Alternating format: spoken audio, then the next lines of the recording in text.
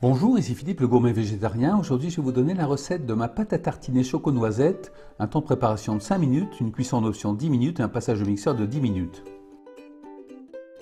Les ingrédients pour 1 à 2 pots: une tasse et demie à thé de noisettes décortiquées, soit environ 35 centilitres, une tasse à thé d'amandes décortiquées, 2 cuillères à soupe bien pleines de cacao, une cuillère et demie à soupe de poudre de maca en option, une cuillère à soupe d'huile d'olive extra vierge, 2 cuillères à soupe de miel et une demi-tasse d'eau fraîche, soit 10 à 12 centilitres environ. Alors les vertus de cette pâte à tartiner choco-noisette: l'avantage de cette recette savoureuse par rapport à la pâte industrielle célèbre dont le nom ressemblerait à Noisettella, c'est qu'ici tous les ingrédients sont très sains, l'huile d'olive extra vierge, les fruits à coque bénéfiques, etc.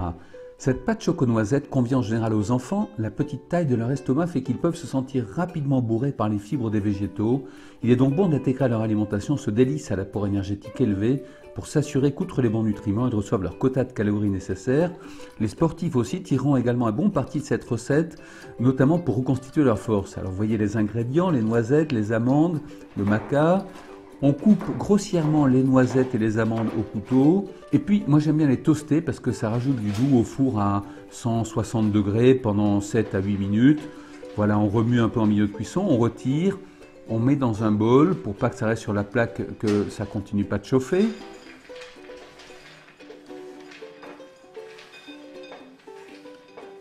On va mettre tout cela dans le bol du mixeur.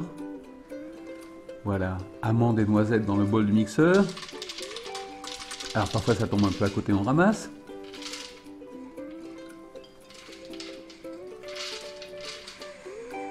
Et on mixe. C'est très simple.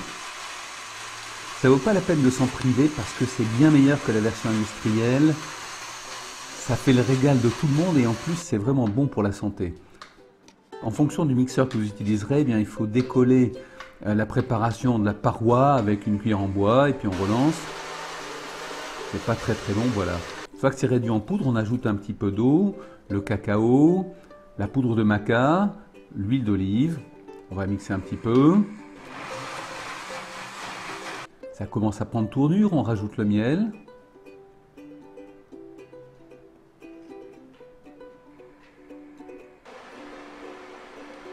Et on laisse mixer encore un peu à vitesse lente. On rajoute un peu d'eau s'il le faut, jusqu'à ce qu'on obtienne la bonne consistance.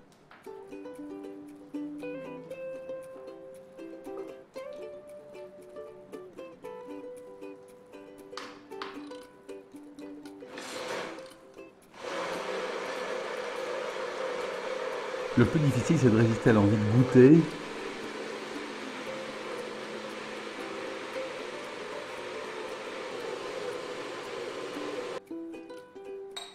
Voilà, et on remplit les pots à l'aide de 2 petites cuillères. Et c'est prêt à être dégusté. C'est très bon pour la santé, c'est bon pour le palais. Voilà, c'était Philippe, le gourmet végétarien. Merci de m'avoir suivi. Et puis si vous voulez connaître mes astuces et recevoir des recettes savoureuses, saines et faciles, eh bien cliquez ci-dessous pour accéder à vos guides bonus. À très bientôt.